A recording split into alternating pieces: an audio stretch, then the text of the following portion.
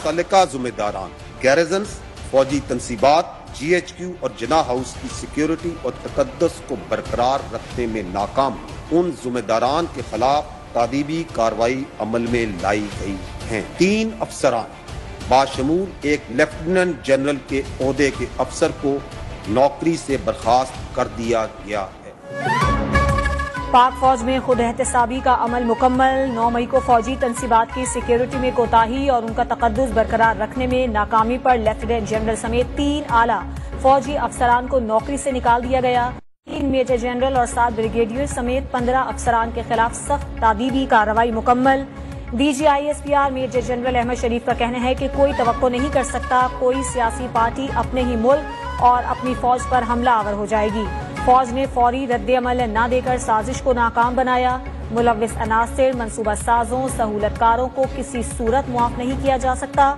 जिम्मेदारान को सजा देने के रास्ते में रुकावटें डालने वालों से भी सख्ती से निपटा जाएगा।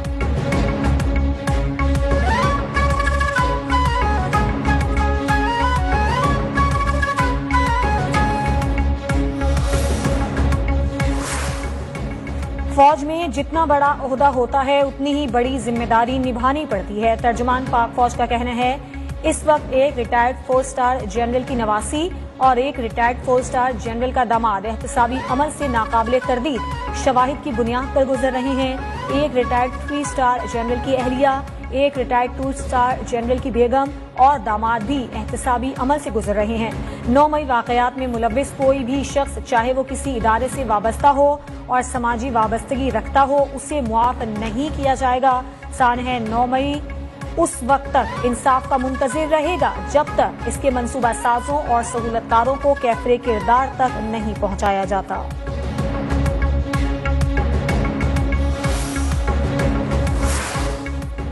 नौ मई से बहुत पहले फौजी क़यादत के खिलाफ जहन साजी की गई। DGISPR ने सवाल किया कि क्या फौजी क़यादत ने जहन साजी खुद करवाई?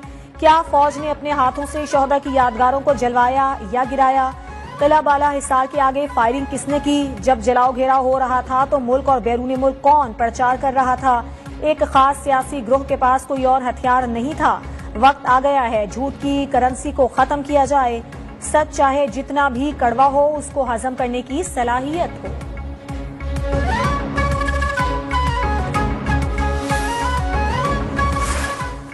आर्मी एक्ट के तहत चलाए जाने वाले मुकदमात के सिलसिले में पहले से कायमशुदा फौजी अदालतें काम कर रही हैं। कानून के मुताबिक 102 शरपसंदों के केसेस को देखने के बाद सिविल कोर्ट्स ने फौजी अदालतों को मुंतकिल किया। मुल्जिमान को मुकम्मल कानूनी हुकूक समेत सिविल वकला तक रसाई का हक हासिल है। हाई कोर्ट और सुप्रीम कोर्ट में भी अपील का हक हासिल है।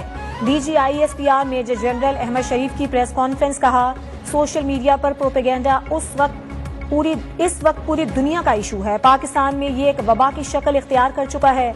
हुकूमत पाकिस्तान सोशल मीडिया पर प्रोपेगेंडा करने वालों के खिलाफ संजीदगी से कार्रवाई कर रही है। पाकिस्तान की सहाफी कम्युनिटी सनसनी के बजाय जिम्मेदाराना सहाफत करे। मुआशरे में ही जान अंगेजी को कम करना होगा।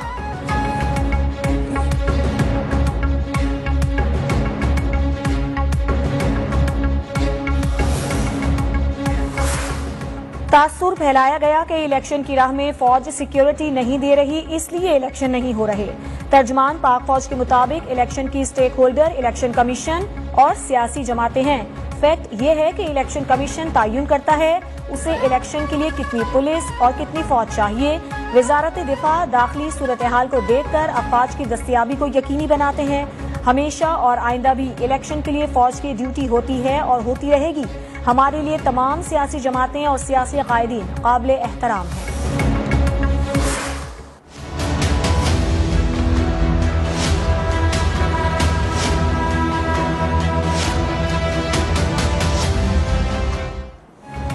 उम्मीद है किसी सिविलियन का मिलिट्री ट्रायल नहीं किया जाएगा। आर्मी एक्ट का सेक्शन 2D सिविलियंस को बुनियादी हुकूक से महरूम नहीं कर सकता। फौजी अदालतों में ट्रायल से मुतालिक केस में चीफ जस्टिस के रिमार्क्स। 9 मई के वाकयात के बाद गिरफ्तार तमाम मुल्जिमान की तफसीलात कल तलब। दौरान समाअत चीफ जस्टिस ने पूछा, क्या फौजी अदालत के फैसले चैलेंज नहीं हो सकते? दरखास्त गुजार के वकील सलमान अकरम राजा ने जवाब दिया, फैसले आर्मी चीफ या उनकी बनाई गई कमेटी के सामने चैलेंज हो सकते हैं।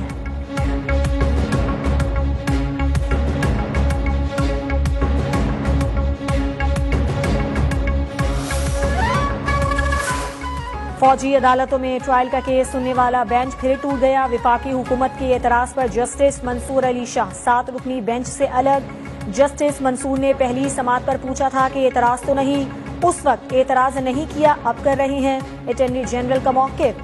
चीफ जस्टिस ने कहा, क्या हुकूमत बेंच को मुतनाज़ा बनाना चाहती है? पार्लियामेंट में हमें लाइक माइंडेड जजेस कहकर पुकारा जा रहा है। सुप्रीम कोर्ट को दागदार न करें।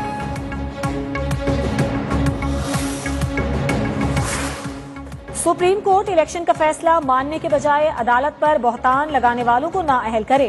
फौजी अदालतों में ट्रायल के खिलाफ दरखास्त गुजार सीनियर कानूनदान एतजाज अहसन का मुतालिबा। सुप्रीम कोर्ट के बाहर जलसे पर मौलाना फजलुर रहमान और मरियम नवाज के खिलाफ तौहीन अदालत के तहत कार्रवाई की अपील भी कर दी। लतीफ खोसा बोले, हुकूमत ने आइन को रद्दी की टोकरी बना दिया है। ये अदालतों को फैसले नहीं करने देते, हुकूमत होश के नाखून ले।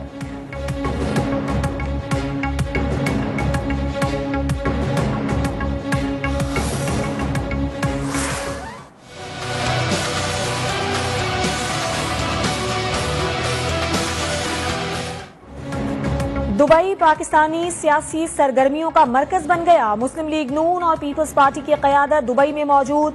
नवाज शरीफ और आसिफ अली जरदारी की मुलाकात का भी इम्कान। निगरां सेटअप, आम इंतखाबात, अदालती उमूर पर मुशावरत होगी। बिलावल भुट्टो और मरियम नवाज की मुलाकात में इब्तदाई एजेंडे पर अहम मुज़ाकरात। सीट एडजस्टमेंट पर भी तबादला ख्याल। पीपल्स पार्टी ने पंजाब में अहम नशिस्तें मांग ली। असम्बली की मुद्दत पूरी होने से पहले असम्बली तोड़ने के मामले पर भी गौर। ऑपोजिशन लीडर का नाम भी फाइनल किया जाएगा। मुस्लिम लीग की सीनियर क़यादत नवाज शरीफ की वतन वापसी पर लाहे अमल तय करेगी।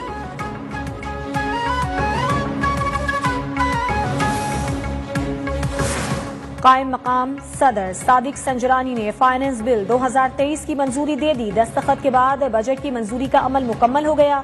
इलेक्शन एक्ट बिल 2023 पर भी दस्तखत। इलेक्शन एक्ट की तरमीम के तहत नाअहली 5 साल से ज्यादा नहीं होगी। कायम मकाम सदर के दस्तखत करते ही बिल एक्ट ऑफ पार्लियामान बन गया।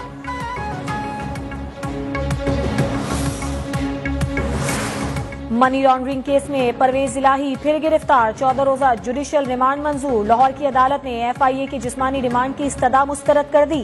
190 मिलियन पाउंड के करप्शन केस में बुशरा बीबी ने नैब में पेशी से माजरत कर ली। तहरीरी जवाब जमा करवा दिया।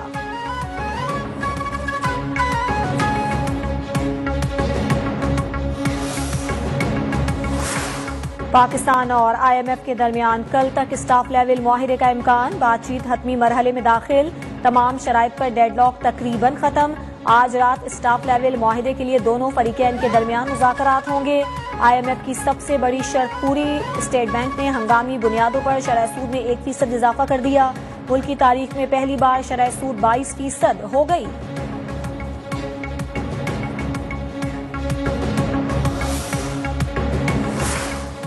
पाकिस्तान और रूस के दरमियान तिजारत परवान चढ़ने लगी। 50,000 मैट्रिक टन खाम तेल से लदा दूसरा रूसी जहाज क्लाइव नोबल कराची बंदरगाह पर पहुंचेगा। रूसी जहाज पप्पू पॉइंट भी 45,000 मैट्रिक टन से ज्यादा तेल पहुंचा चुका है। जिसकी ईमानदारी, मेहनत और लगन का एतराफ चीन कर रहा है, उसे सियासी इंतकाम में जेल में डाला गया। वजीर इत्तलात मरियम औरंगजेब का ट्वीट बोली, झूठे मुकदमात बनाए गए, किरदार कुशी की गई। चीन का बयान तमाम स्याह किरदारों के मुंह पर तमाचा है। एहसन इकबाल को चीन की तरफ से हीरो का खिताब मिलने पर मुबारकबाद।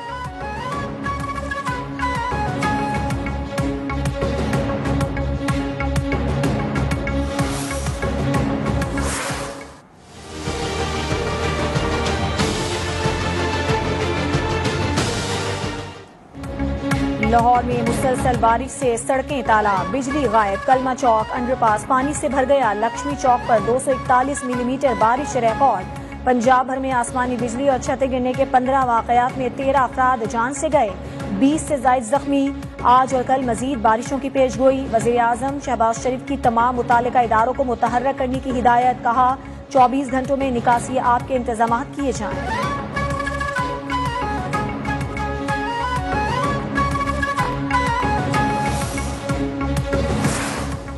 बलोचिस्तान, खैबर पख्तूनख्वा और आजाद कश्मीर में भी मानसून का तूफानी स्पेल। बलोचिस्तान के इलाके दक्की में आसमानी बिजली गिरने से एक भाई जान से गया, दूसरा जख्मी। कोहलू में सैलाबी सूरत हाल। खुजदार के नदी नालों में तुगयानी। आजाद कश्मीर के नाले भी भर गए। इंतजामिया की करीबी आबादियों को महफूज मकामात पर मुंतकिली की हिदायत।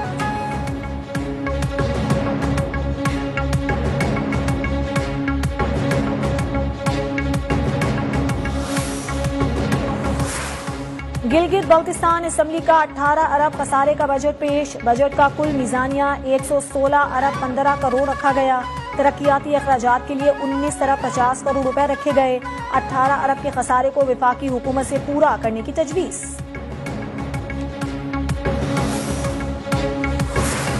कराची के अवाम के मैंडेट की तौहीन नहीं होने देंगे। पीपल्स पार्टी अपने मेयर को भी इख्तियारात नहीं देना चाहती।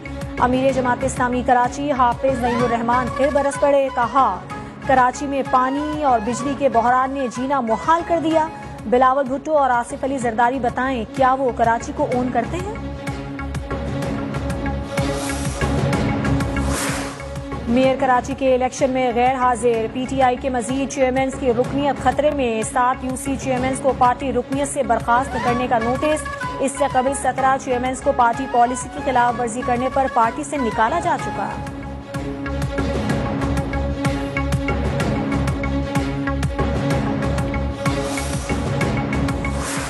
किमाड़ी कराची में बेनजीर इनकम सपोर्ट प्रोग्राम की रकूम की तकसीम के दौरान बदनजमी।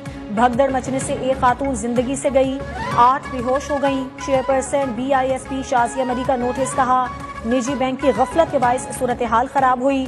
जिम्मेदारों के खिलाफ कार्रवाई यकीनी बनाई जाएगी। कोयटा में भी बदनजमी, मुतादिद खवातीन बेहोश।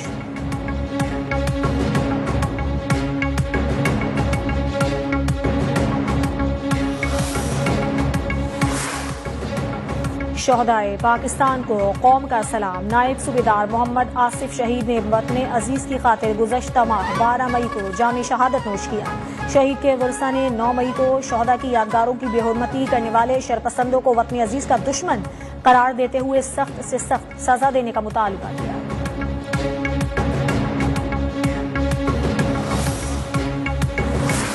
स्पोर्ट्स क्लब के वफ्द का जिना हाउस लाहौर का दौरा। सानह 9 मई के वाकयात की शदीद मजम्मत। पाक फौज के साथ यकजहती का इजहार। वफ्द के शुरका का 9 मई के वाकयात में मुलव्विस शरपसंदों को कैफिरे किरदार तक पहुंचाने का मुतालिबा।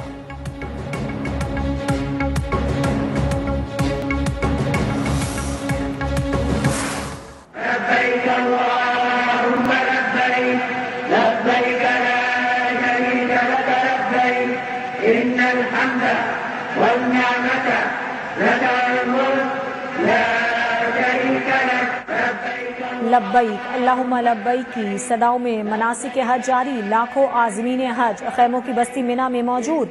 नमाज फजर के बाद हज के रुकन आज़म वक़ूफ़ अरफा की अदायगी के लिए अरफात रवाना होंगे। आज़मीन हज मस्जिद निमरा से खुतबा हज सुनेंगे। वक़ूफ़ अरफात की अदायगी के बाद मुज़दलिफ़ा रवाना हो जाएंगे।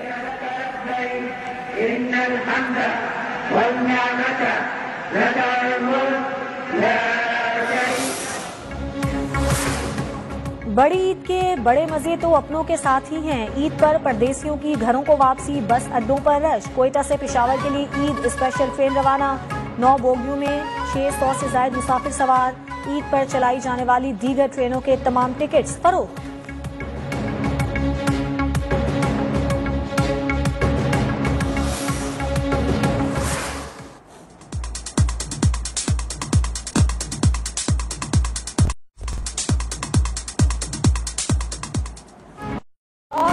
मुकाबला सख्त। मवेशी मंडियों में भाव ताव में तेजी। कराची की मलीर मंडी में सिब्बी के धूम।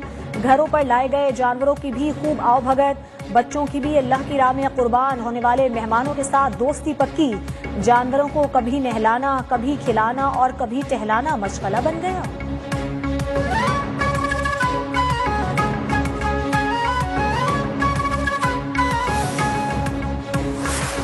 भारत में हिंदू इंतहा पसंदों ने गाय का गोश्त ले जाने का इल्जाम लगाकर एक और मुस्लिम नौजवान को कत्ल कर दिया। दूसरा शदीद जख्मी। बहिमाना तशद्दुद का वाकया भारतीय रियासत महाराष्ट्र के जिला नासिक में पेश आया।